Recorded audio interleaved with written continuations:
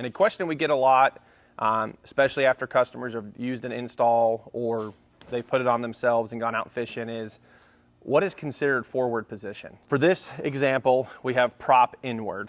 If you had prop outward, it's a little bit different positioning, but we'll give you an overview right now. So when it comes to forward, technically speaking, on the rear of this fish obsessed mount, there is 3 notches. The rearmost notch closest to the propeller is what's considered forward. And the easy way I find that position is I'll put the transducer in down, which is the back of the transducer is perfectly flat, and it's 1 click back towards the propeller.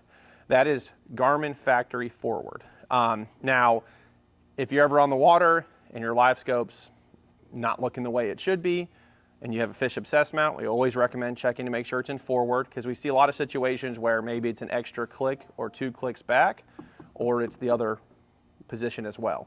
So forward, again, 1 click back from down. Now in this position, we do have the fish obsessed mount pointed directly down with the shaft.